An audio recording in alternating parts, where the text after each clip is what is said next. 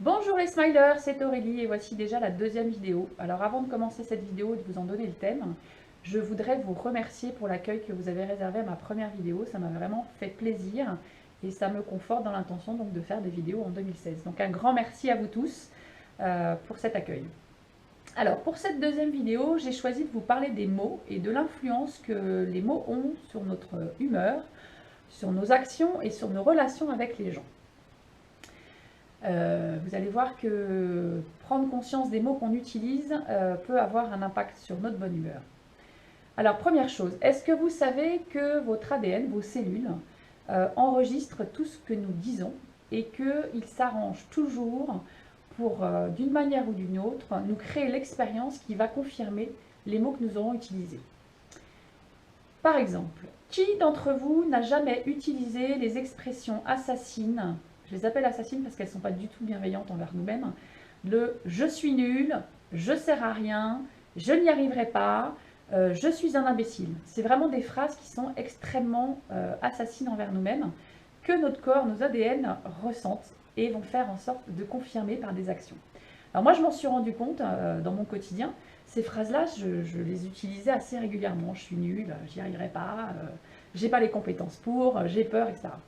Et en prenant conscience de ça, j'ai essayé d'améliorer mon discours envers moi-même et d'utiliser des phrases plus positives envers moi-même. Alors c'est une prise de conscience au quotidien, de tous les instants, ça n'est pas toujours très simple, mais quand on commence à avoir cette mécanique-là, je peux vous assurer que vous allez changer votre point de vue envers vous-même, mais surtout sur vos actions et sur les relations que vous allez avoir avec les gens. Autre utilisation des mots qui m'interpellent, nous sommes très nombreux à, quand nous nous rencontrons, à demander comment allez-vous, comment vas-tu, voilà. Alors le comment allez-vous, moi ce qui m'interpelle pas mal, c'est la fameuse réponse ça va pas mal. Ça veut dire quoi ça va pas mal? Ça veut rien dire. Soit on va bien, soit on va mal, mais on peut pas être ça va pas mal. Ça va pas mal, c'est dans le langage français on appelle ça une figure de style, une litote. On veut amoindrir le bien ou je ne sais pas, enfin voilà. Alors, soit vous allez bien et dites-le, faites-vous plaisir, partagez-le, parce qu'en plus de ça, vous ferez du bien aux autres, soit ça va mal, et puis dans ce cas-là, vous pouvez changer sur le côté qui va mal et trouver des solutions avec votre interlocuteur peut-être. Mais si ça va bien, dites-le. Vous allez fédérer d'autres gens derrière vous et en plus, vous allez diffuser de la bonne humeur. C'est quand même pas anodin dans le quotidien, dans votre quotidien et dans le quotidien des autres. Ensuite, j'ai une petite révélation à vous faire. Est-ce que vous savez que votre cerveau ne comprend pas la négation?